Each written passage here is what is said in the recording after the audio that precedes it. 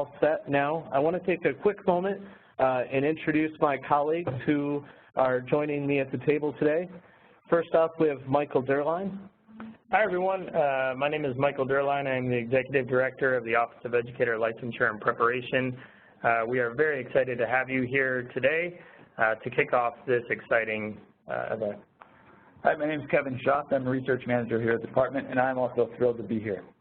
And you have all pretty much have gotten emails from me. My name is Hugh Potter, and I am a Program Manager here at the department and thrilled to be a part of this project. I want to turn it over to Michael to get us started.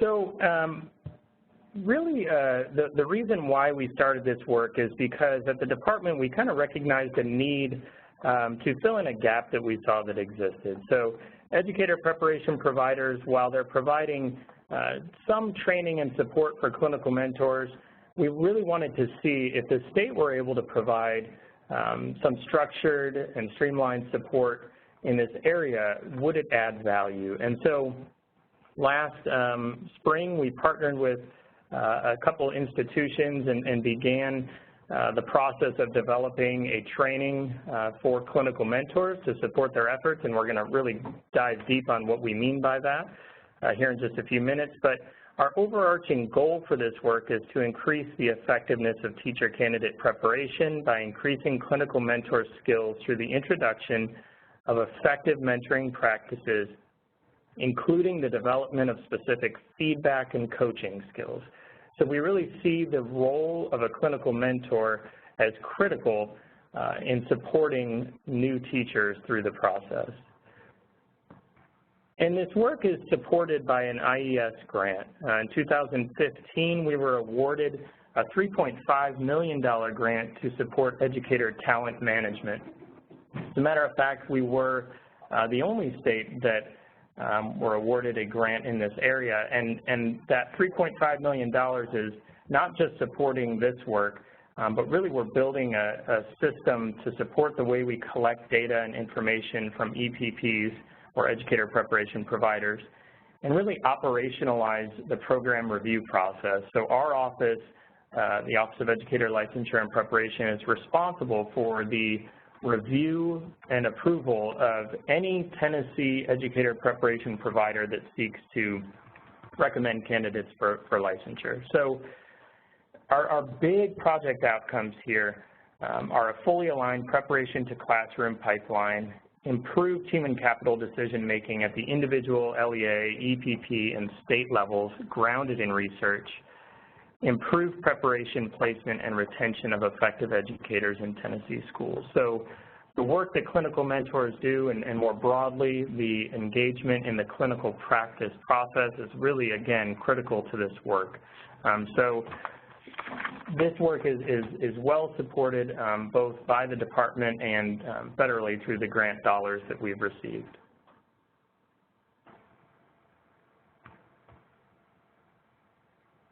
So specifically, the goals for this webinar. We hope that after this webinar, you will better understand our vision for the role and importance of a clinical mentor. So we'll dive in to the competencies of an effective clinical mentor, the plan for this Mentors Matter training initiative.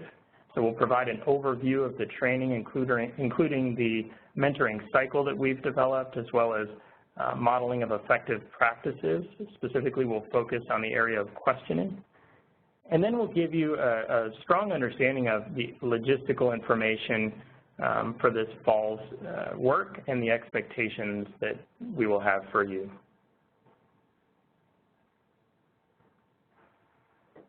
So this fall, clinical mentors from UT Martin, Union University, and Freed-Hardeman University will receive targeted content focused on mentoring practices. So again, what are the successful practices of clinical mentors? Opportunities to collaborate with peers across West Tennessee. So we saw this as just a very strong networking opportunity, one that we don't think folks get often enough.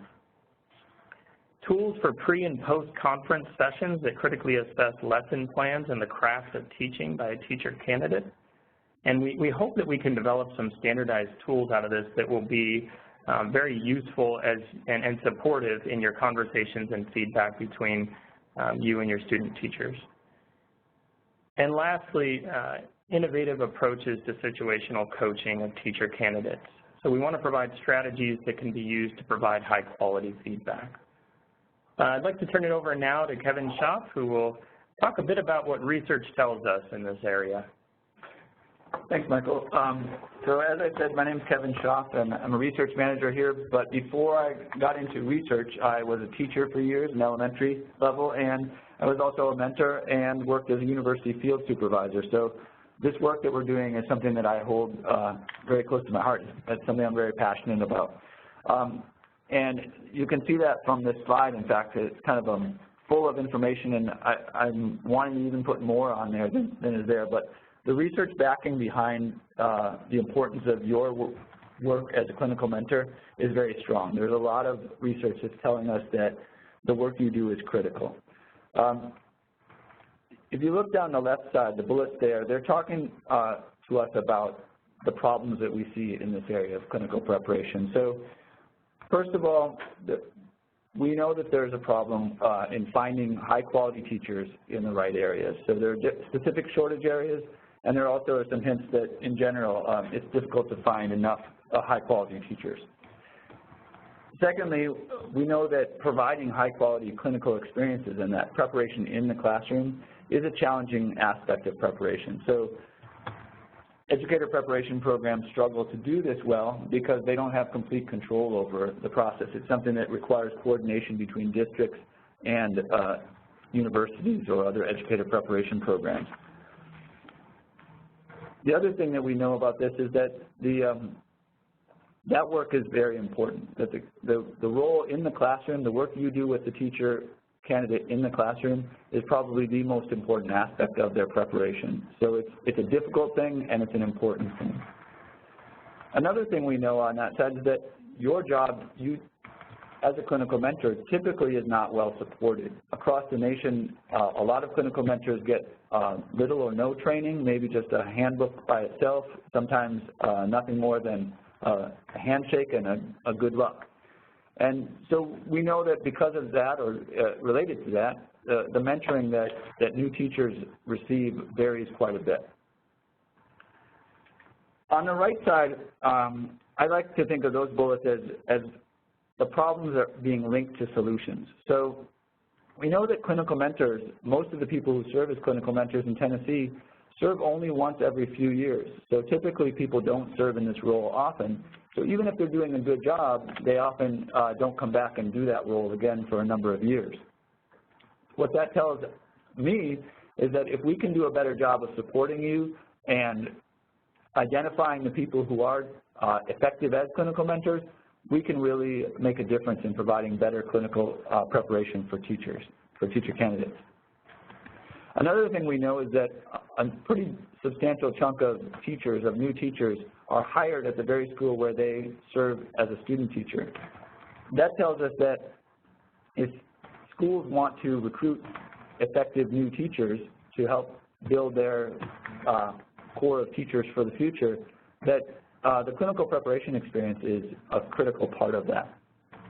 And the final thing we know is that when candidates are matched with effective clinical mentors in their clinical preparation, they have better outcomes with their students. They are more effective in their teaching, and their students have better outcomes. So we know that effective clinical mentoring does make a difference.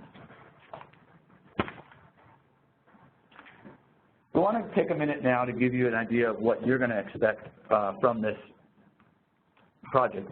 I've gone over why it's so important, and I also want to tell you what you can expect. So there'll be 4 direct interactions with the department through this training initiative.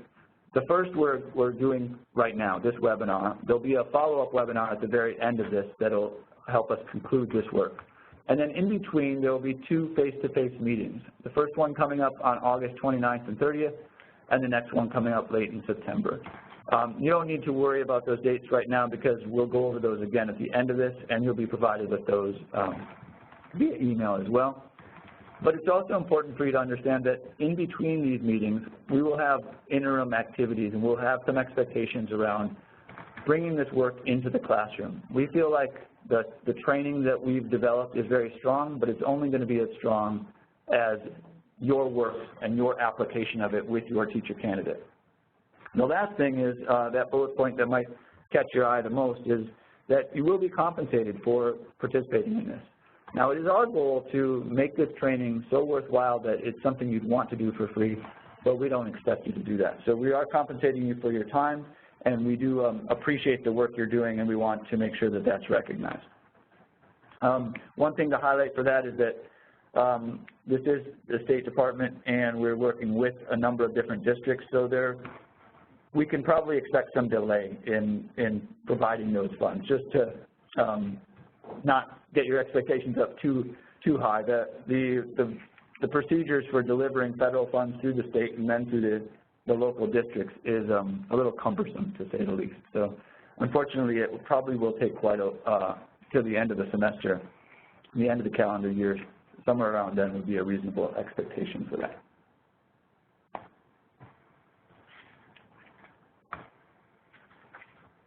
We talked a little bit about why this is so important, and now I want to talk a little bit about how you make a difference as a clinical mentor. So this is our vision for what we see as your role and why and how it's so important. I want to ask you a question and ask for your participation now. You've done a little listening to why we think from the research that the clinical mentor role is so important, but this is something that you've been engaged in. Maybe you've done it before, or at least you've signed up to do it now. And we would like to quiz you now about what you think are the most important practices that you engage in to support the development of your teacher candidate. Can you please take a minute to write your top 3, it could be top 2, however many. What are your big things about what you do to support the teacher candidate in the classroom? Please take a moment to write that in the chat box. Please respond to all participants or to all panelists if you want the question to go just to us or the comments. But I'll take a pause right now to give you some think time, and please respond about what do you think is most important.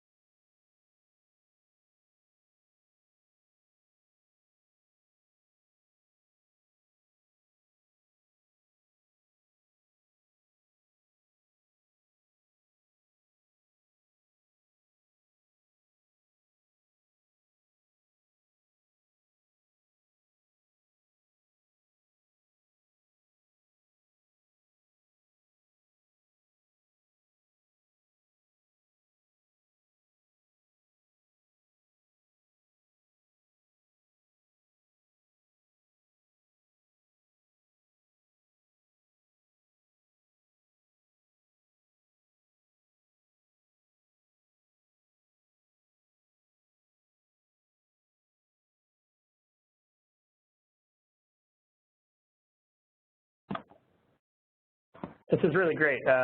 We are already starting to see some really interesting answers to this. A couple themes that have already stuck out to me. One that came out early on was open dialogue right after a lesson is taught. Being able to listen to the teachers, talking out my thoughts as I plan or reflect so they see my train of thought. I think that kind of just all alludes to a good relationship that you're trying to cultivate with student teachers, and also transparency in the process. So I thought that was really neat. This is Hugh. I just wanted to mention that one that I thought was very poignant was the idea to practice and to be prepared for when a teacher candidate is in front of a classroom. I thought that one was very insightful. And this is Kevin again.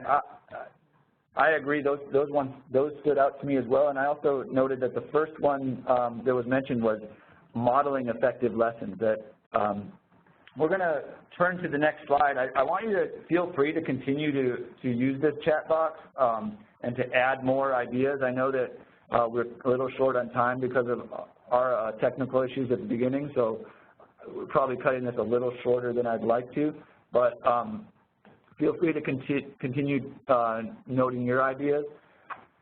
This next slide gives us a little bit of an idea of what we've been thinking about, how we've grouped the key competencies. And I think you'll see a lot of overlap in what you're pointing out and the ones that we've highlighted. So what we've looked at is what is the research and what are other practitioners telling us about how do they support mentors, and what are the key competencies, the key practices that mentors need to engage in order to help their candidates. And what we've done is separate this into three main roles that clinical mentors serve for a teacher candidate. First, clinical mentors develop a supportive relationship with their candidate. Relationships matter in everything we do. That's obvious, but it's also backed up by a lot of research, that people learn more and they commit more when they're in an atmosphere of trust. So building a relationship with your candidate is going to be a critical part of your work. The second thing is that mentors have to model effective teaching practices, that teachers need to be able to see what they want, the role they're then going to have to do. So if teachers are paired with an effective mentor, a teacher who is an effective teacher themselves, then they end up performing better themselves. And a lot of that, we think, could be attributed to them seeing highly effective practice in action.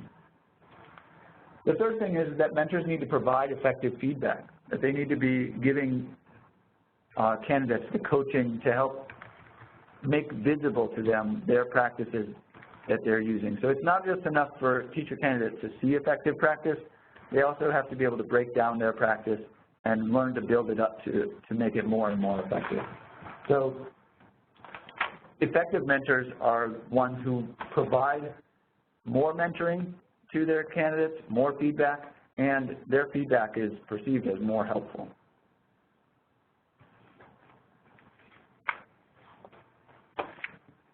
These are key competencies of effective clinical mentors. We've broken them down, as I said, into these three categories: modeling effective teaching practices, providing feedback to promote the development of strong instructional practices, and developing a supportive relationship with candidates.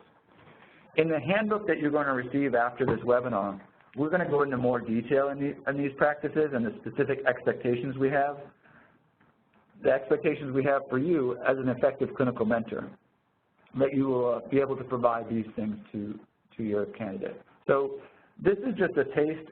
These bullets underneath here are things that are developed in more detail. There's additional specific actions that effective clinical mentors take in each of these categories.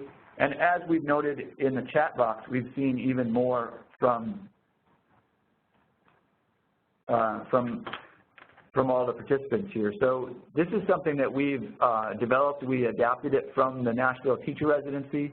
We adapted it based on our work last spring with Freed Hardman and Carson Newman universities and mentors working with them. And we anticipate continuing to adapt it based on your responses today and the work we do over the course of this fall. I want to take a moment here and kind of switch gears and talk a little bit about what we're identifying as the mentoring cycle. And research has pointed out that mentoring at its most effective level is a continuous and ongoing process. It's a process also that is quite reflective. And so what we've done in the course of the development of the particular tools that we'll use during the Mentors Matter training initiative, one of the things that we're going to be thinking a lot about is how this cycle, this mentoring cycle, will enable everybody to work in a continuous pathway to provide candidate teachers the best learning opportunity possible. And I think that one of the most important things that we identified is that this cycle represents not just a singular point in time, but several critical points where clinical mentors and teacher candidates can develop shared language, practices, and different ways in which they can truly elevate the craft of the teacher candidate as they move forward as a classroom teacher. One of the things that we also attempted to try and identify is where would one start in this cycle, or where would one end? And what we came up with is that it's very hard to identify a starting or an ending point, and actually it's a continuous cycle. As you'll see in this visual that we've prepared and put together for you, is to think about how one could use a pre-conferencing session where a clinical mentor and a teacher candidate begin to identify the specific points of emphasis for a lesson or explicit objectives that a teacher candidate might be attempting to achieve during a particular lesson. From that point forward, once those explicit points have been identified, it is the clinical mentor who will observe and then provide feedback based upon reflection and ultimately get us to a post-conference time period where the lesson has been completed, the observations have been made, and in this post-conference, the clinical mentor and the teacher candidate can sit down and really critically think about what were the objectives of that lesson and how did I either achieve those objectives or what could I do next time to get to that point. And all of these items lead to the development of next steps.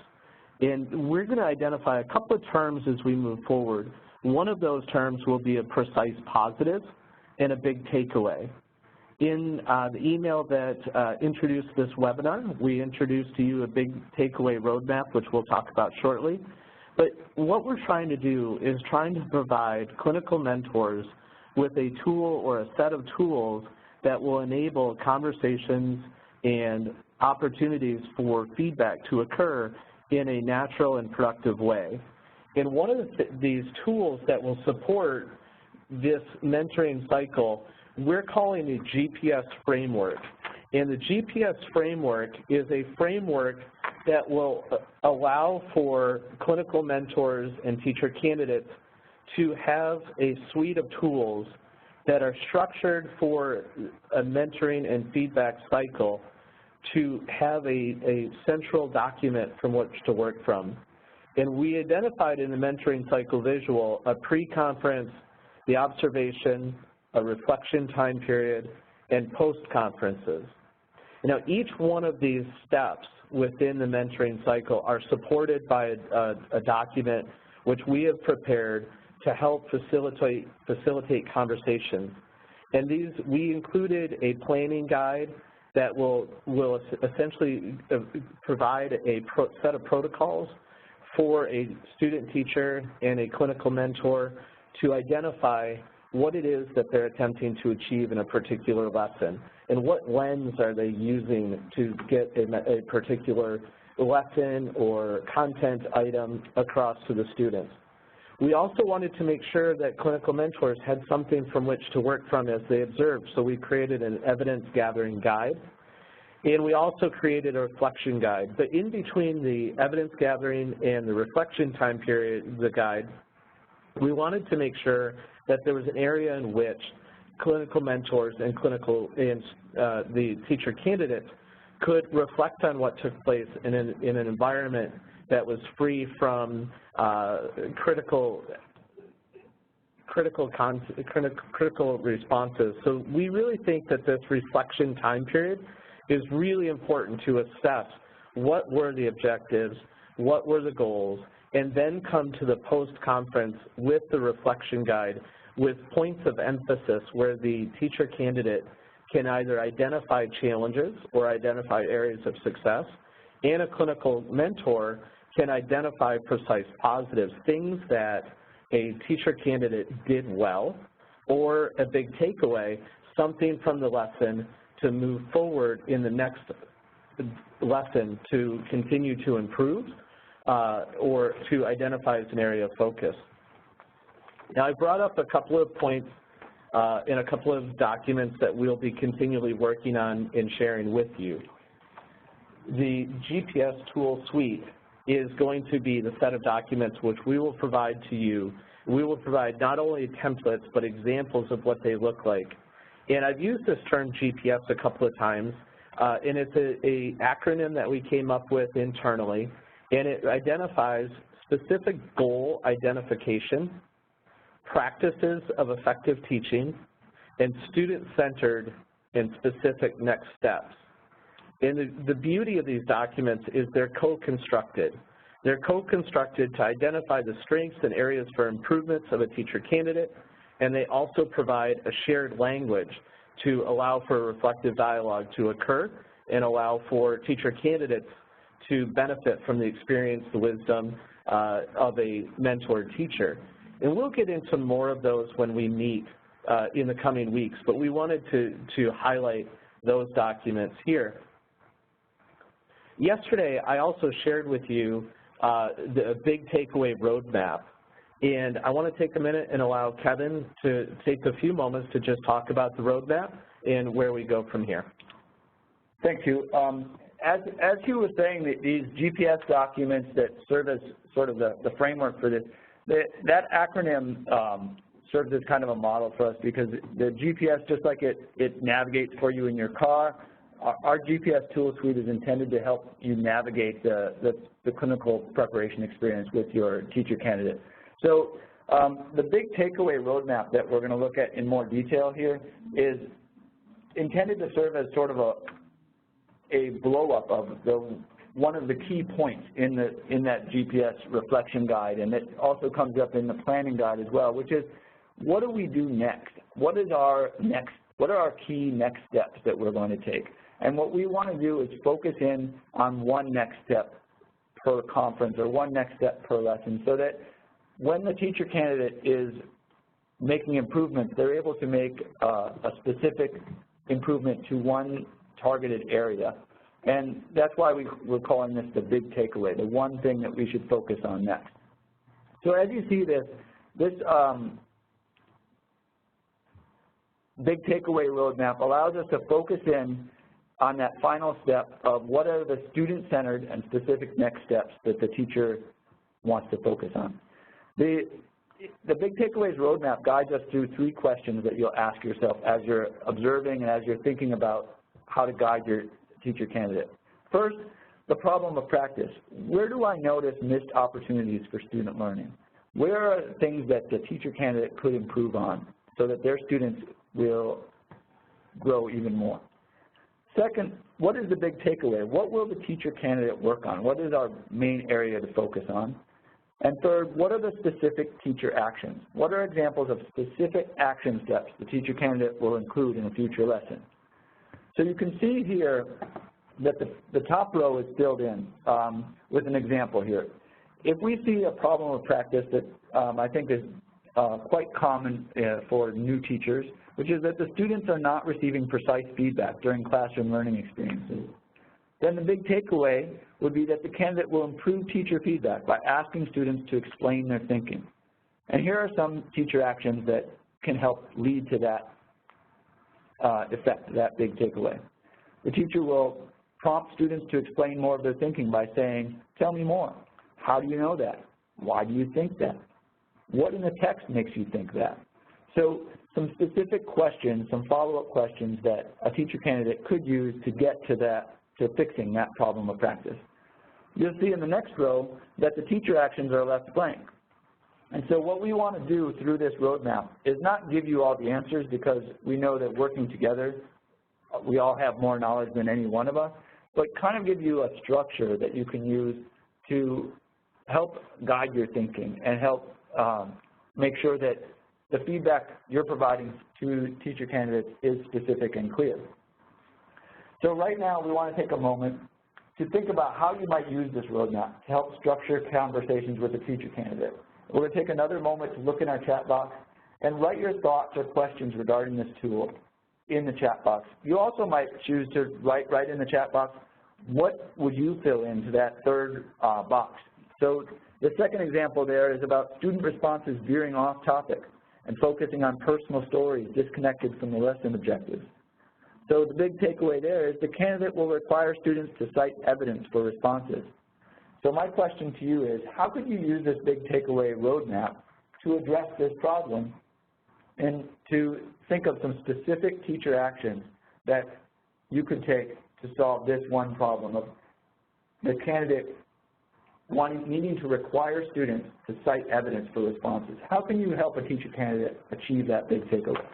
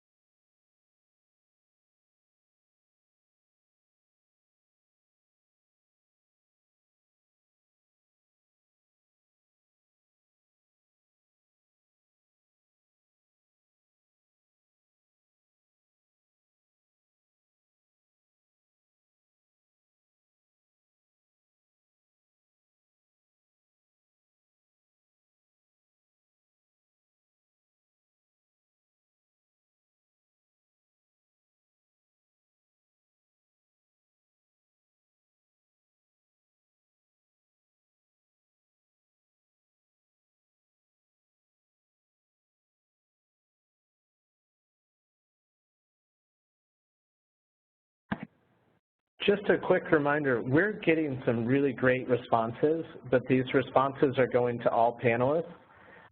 If anybody wants to continue responding in the chat box, just make sure they go to all participants. I would want to share one that I think does a good job of identifying these ideas. Is one individual said, I might use the roadmap as a guide to structure my conversations with the teacher candidate whenever we encounter issues. And I think I think at times you could use the guide to be very specific about a problem of practice, and you could find a big takeaway. But I think in a broader, more larger sense, I think this point gets at a really important aspect of what we've tried to provide, is a structure for you to have a conversation with the teacher candidate in a way that is pointed and provides a specific outcome in the end. So we'll give you a few more minutes to respond to all panelists and all participants if you have an opportunity. It looks as if that is working for some and not for others. I think at this point, if you want to continue responding to this, we will share these out with you at a later moment. But I think in the interest of time, especially your time after a long day, we're going to move forward just a little bit here and jump into this focus on questioning and why we're really working towards this. So I want to reintroduce Kevin and start talking about the Mentors Matter focus on questioning. Great. Thanks, Hugh. So far what we've done is focus in on, to go back to those mentor competencies that we talked about, we've looked at the providing feedback a little bit in that coaching cycle, the feedback cycle, and we've looked at what are some tools that we're going to be, we've just previewed a few of the tools that we're going to be sharing with you to help you provide effective feedback to your teacher candidates. And the next thing we want to highlight for you is the focus that we have on modeling effective practices. So one of the three key mentor competencies that we identified is to model effective practices. And we're going to focus here on modeling effective questioning practices. So I want to tell you a little bit about how we got to there and why we think that's such a critical part of what we're going to do. So we're focusing in on questioning for a couple of reasons. First of all, we know that we need to focus our work with teacher candidates. We have a limited amount of time, and we know that when teachers receive coaching that is targeted toward a limited area of improvement, then they show improvements in instructional practice in that area, and they perceive themselves to be better prepared. So we know we can't do everything with our candidates, so we need to focus in on a targeted area. And we decided to pick questioning right now, and I want to tell you a little bit more about why. Questioning is an area that it's been identified as a key area to increase our attention to this, because this is an area where we think we could improve practice. First of all, it's among the lowest rated indicators for beginning teachers. It's also the most frequently chosen indicator as an area of refinement by observers across the state of Tennessee. And it's also the case that strong questioning practices are rarely observed in early grades by people doing the literacy learning walkthrough observations that are part of the Read to Be Ready work. So we know that this is an area for growth in the state, and we also know that questioning practices cut across much of the critical work of teachers. So we felt like this would be a fruitful area to help improve all of our practices. And that's why we're going to focus here on deepening our understanding of how effective questioning can support greater student understanding. We're going to be looking at the team rubric in some detail in our face-to-face meeting and kind of reminding ourselves of how this can help drive better questioning practices. But we're going to go into it in some more depth, and we're going to look at it from a number of different angles and really help to deepen our understanding of what are the aspects that make up effective questioning practices. So right now I just want to take a couple minutes, since we're really running short on time, to just think through what are the differences you see here between a level 5, a level 3, and a level 1. I'll just give you a few seconds. If you want to write in the chat box, that would be great, but not required at this moment.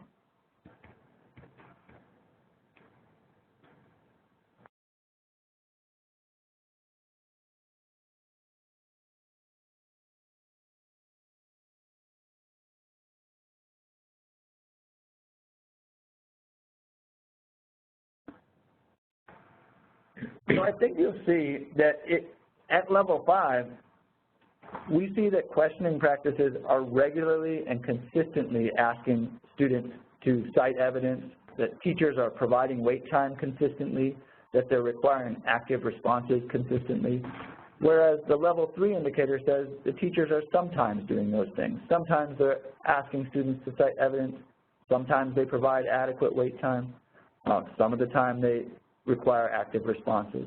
So that's one of the key differences that stands out to me, is the consistency with which you're engaging in high quality practices.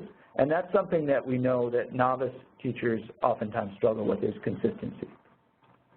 The second thing that stands out to me about the difference between a level 5 and a level 3 teacher in this aspect is that the level 5 specifically calls out that students generate questions that lead to further inquiry and self-directed learning. So at a level 5, when you are achieving practice as a teacher at a very high level, significantly above expectations, you're really moving your classroom to a more student-centered place, where students are the focus, students are taking the lead, and student-generated questions are helping to drive further inquiry. Whereas when a teacher is at expectations or perhaps struggling to get to expectations, that classroom is more likely to be more teacher-directed, and the teacher is having to push the students through things rather than helping to empower students to take ownership of the classroom and to begin to think and push their own thinking. So I think those two things are things we can keep in mind as we look forward to what are the big picture things that we want for our candidates.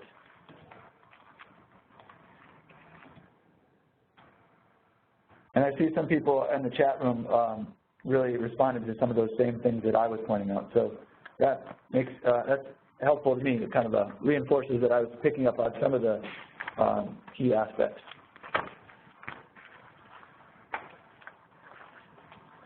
The next thing I want to highlight for you is student look-fors. So when we're looking at questioning, we're not going to just look at the team rubric and stop there. We want to look deeper into not just what the teacher actions that the teacher is expected to do, but also what are we going to look for from students. When you're observing using the evidence gathering guide that you will be given, we want you to also look at what are the actions that you're seeing from students. What work are they doing? What student work are they doing? What behaviors are they engaging in?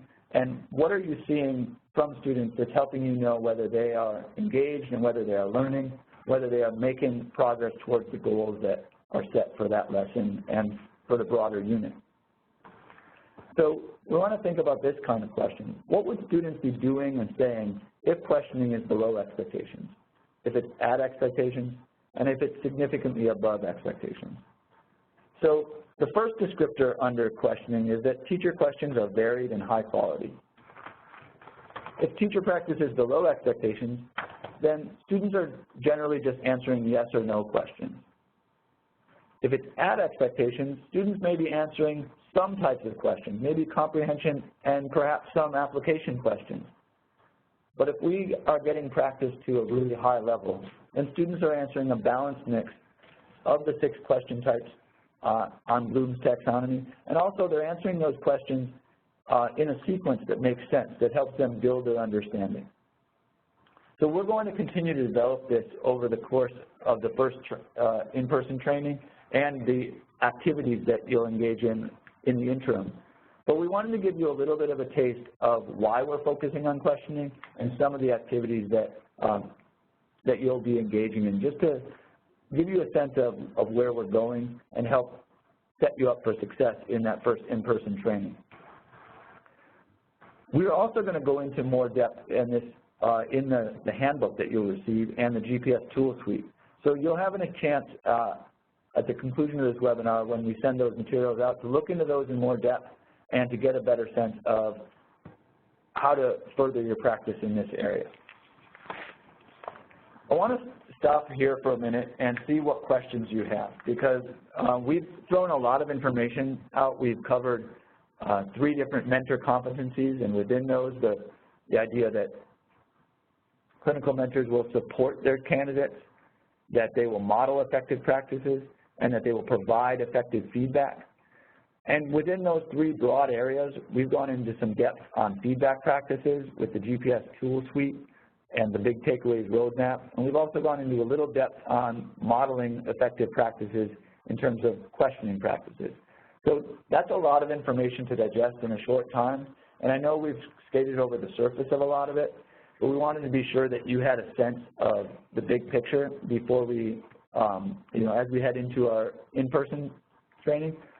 So I want to stop here and see if you have questions, if there are things that you're wondering about that we're going to cover.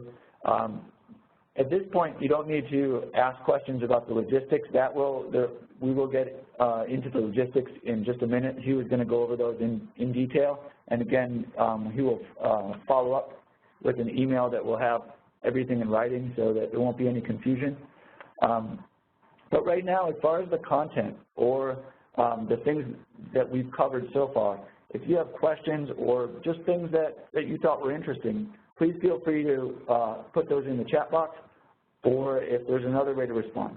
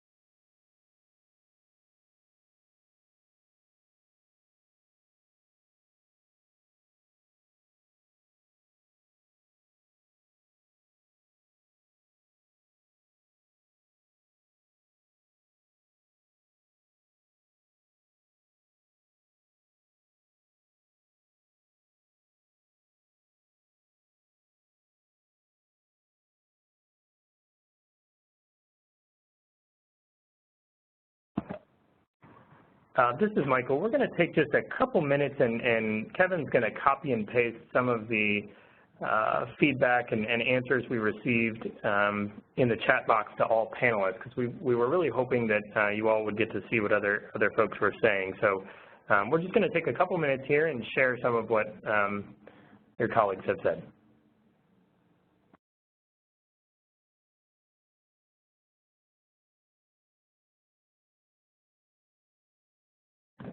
And to be clear, he'll send some responses we got to that question regarding the big takeaways roadmap, as well as the comments we're getting right now related to just general comments regarding the content we've covered thus far.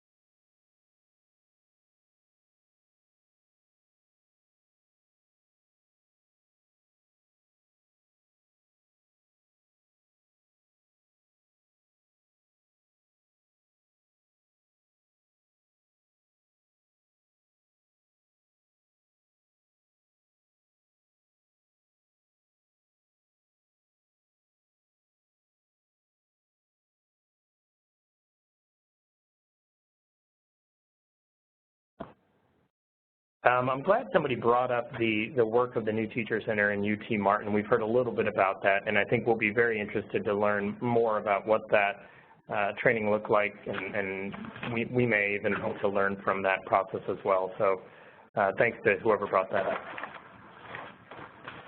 Hi, I want to transition a little bit away from all these great questions and talk about some of the logistics. As you've found already, I will be the primary person, and this is Hugh, primary person to communicate with to ensure that we are all at the same place on the same day at the same time, talking about the same thing. Our schedule of events looks like this. As you know, right now we're having our first webinar with all of our participants. If there are folks that you know that had agreed to participate and are not here, no sweat, we're recording this and we will share this with you and with them so you can double back and listen to it again if you wish. For those of you who have already responded and identified a location that's most efficient for you to participate, whether that's in Martin or in Jackson, we are going to have our first face-to-face gathering on August 29th and 30th. If you are attending the Martin face-to-face meeting, the first meeting, that will be on August 29th. And if you are attending the Jackson meeting, that will be on the 30th. Both of those events will have specific locations that are fairly accessible, and I will send you information in the coming days about exactly where to meet and what time to meet. In between the first face-to-face and the second face-to-face meeting, we're going to have some light interim activities for you to engage in with your with your teacher candidates. And in that way, we will be able to not only see the great progress that you're making, but also be able to share some of the best practices with the whole group the next time we meet. The next time we meet face-to-face will be in middle of October. We will meet October 15th at Martin and October 16th in Jackson. Again, we wanted to have two locations to try and attempt to make it most efficient for you.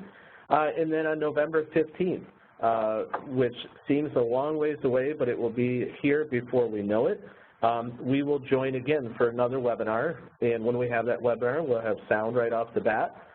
We promise you. We do, as we say, we do have some interim activities that we would like you to engage in, and we'll be bringing those up in the meantime in just a few moments. But I do want to reiterate a very important aspect. Should you have any questions or if you have any comments or any concerns, please always feel free to email or call me. I will be happy to respond and help you in any way that I can moving forward, whether that's this afternoon or that's after we've completed. I am always here to be of assistance to you to make sure that you understand what we're doing, why we're doing it.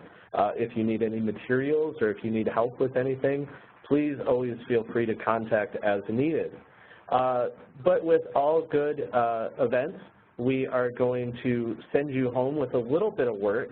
And so I want to introduce Kevin again to talk about the first interim activity that we will be engaged in. Thanks, Hugh.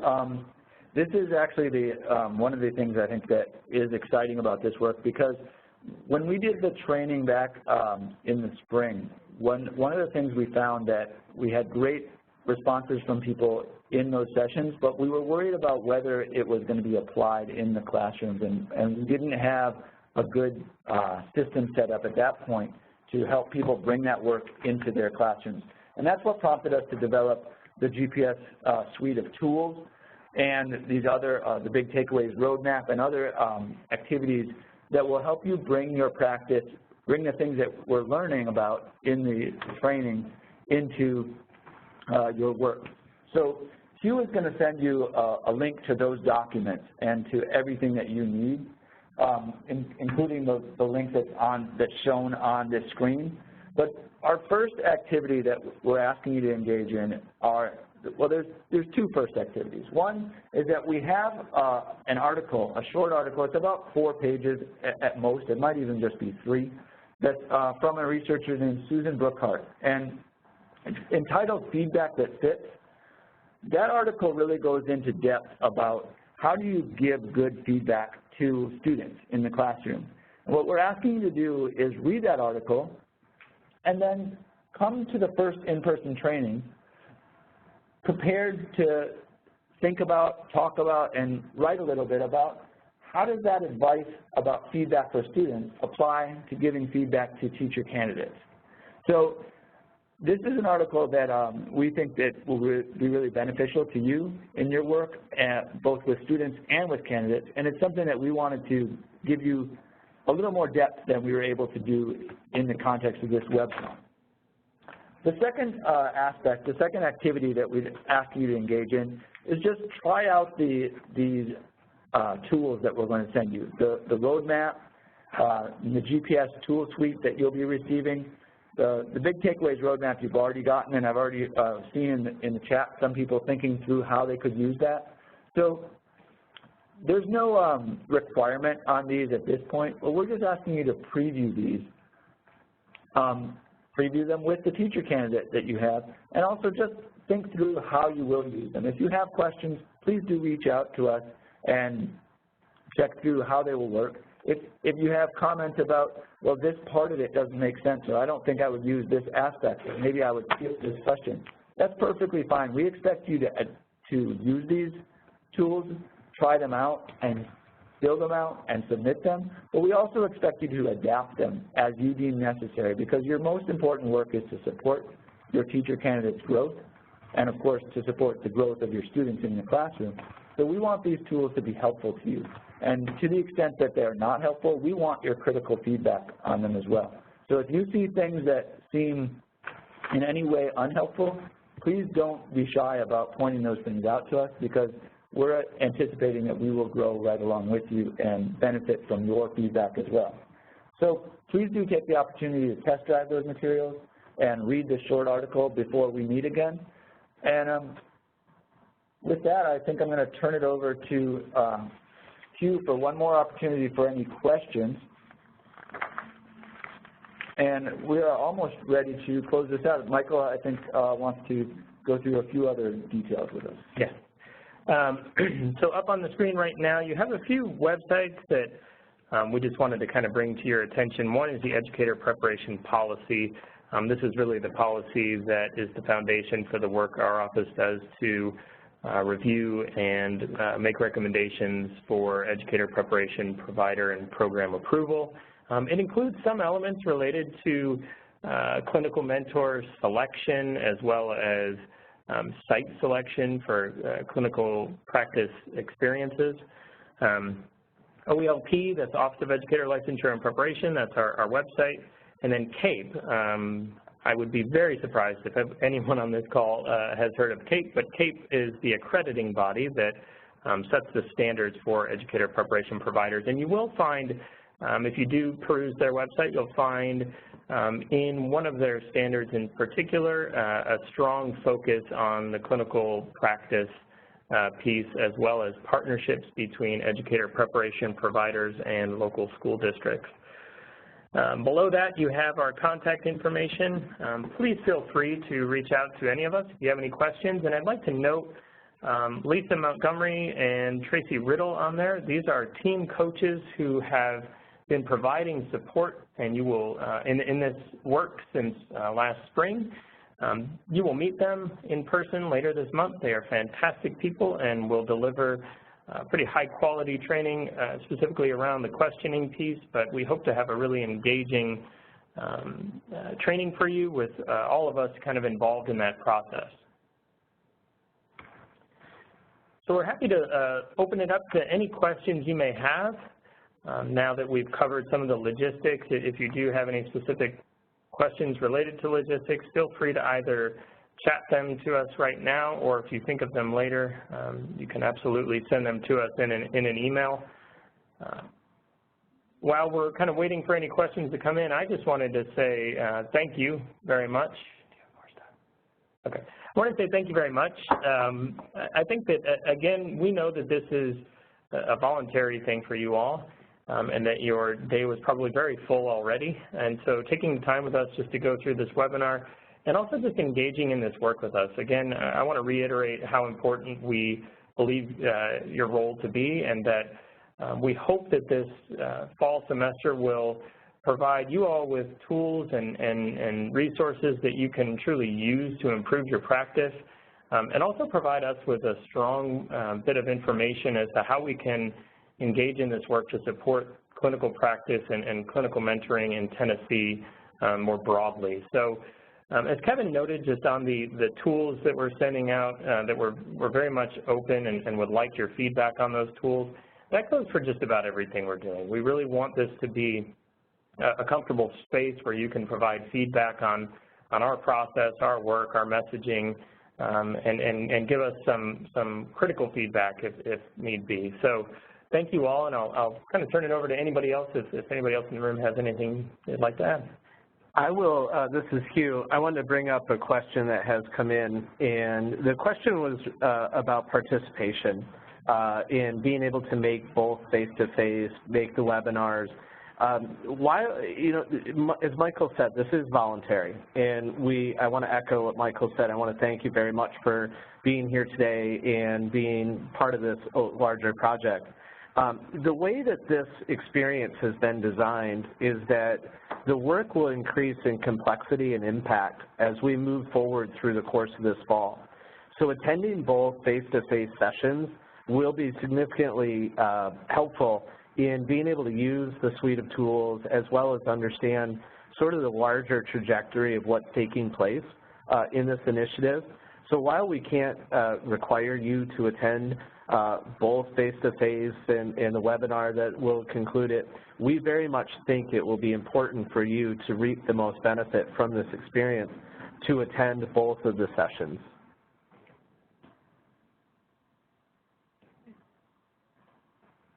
I want to just add a little bit to what Hugh said, because this is something I wanted to emphasize as well. This is Kevin, but I think that what we've introduced to you here is really just scratching the surface of what we're going to be able to develop in the in-person trainings. and in the work that you'll do in the interim using the suite of tools that we've developed. So it is, I think, critical that everyone make that full commitment to try to attend everything possible. We, of course, understand that, you know, things happen, people get sick, there are other obligations, and individual circumstances do vary. But I think that if you're able to attend all aspects of this training, it will have a mounting benefit. Things will add to one another, and you'll see that increasing depth. So I think that part of the reason we designed it this way with this opening webinar is because we wanted to get the logistics and the overview delivered to you in an efficient way and allow the in-person training to really hit the ground running. So when we come together again in Martin and in Jackson for that first session, we're going to get into a lot of depth and cover a lot of material in that first day. So we are looking forward to it. I'm really excited to be there. Again, Tracy Riddle and Lisa Montgomery, the team coaches, have worked diligently on preparing that work. And this is some training that we've adapted from successful training that we did in the spring. So we feel really confident and excited about what we're going to be able to offer to you.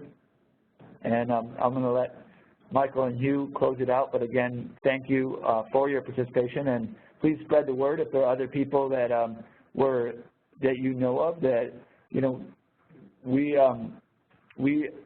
invited you particularly, and this is something that is a training that's offered to a select group of people so that we can really monitor the effectiveness of this. But we do want to make sure that you're able to get the biggest benefit out of it.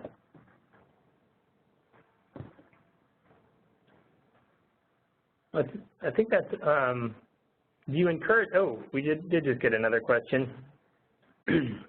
Oh. Do you encourage our teacher candidates to attend the meetings with us, or should they stay at their school placement? I'm happy to answer that one. This training is really designed for clinical mentors to be in attendance only. I don't know if you have any thoughts on that, but I would say that kind of just the structure of the training itself would be such that the activities we're building really are for clinical mentors to work with each other. Yeah, we will have some attendance from some of the clinical supervisors at the university level. This may be an opportunity to work with some of your clinical supervisors, and again with your peers who are also clinical mentors. But the teacher candidates, this training is not designed for them, although it does make me think that's a good thing to consider for the future as we continue to think about how to refine and build out this training. One other thing I want to say before we pass is to kind of correct something I just said. I got really excited about sharing this learning, but actually I want to remind you that this is something we're studying. This is part of that IES grant, and it's something that we're studying as part of a research randomized controlled trial study. So you've been invited, you've been selected as part of a random group of the mentors who are at UT Martin, Union, and at Freed-Hardeman. And as such, this training is not open to just any clinical mentors. There are a few people who we've invited who we haven't heard back from, and we'll follow up with them, and hopefully they'll be able to loop in with us. I know the beginning of the school year is hard. There's dozens of emails coming at you every day, I'm sure, along with hundreds of responsibilities. So it's hard to set aside time for this, and we really thank you for doing that. But we do want you to know that you're part of a select group and that we are really thinking carefully to make sure that this training is effective and that it's most important for you.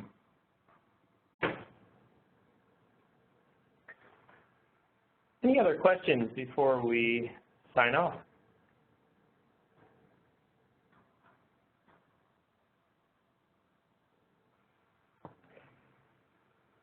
I just want to echo what everyone has said, is that we appreciate your time, we appreciate your effort, and we are here to answer questions if they come up to you later. But at this point, I think what we want to do is be very respectful of your evening, turn your day back over to you. Please look forward to information coming from the department and the team about the suite of tools, about the handbook, about logistics for the upcoming face-to-face meetings. I am ready to get those out to you as quickly as possible. Feel free to write either Kevin, Michael, or myself any questions that you might have, but at this point in time, we'd like to say thank you kindly for your time this evening, and we will see you very shortly.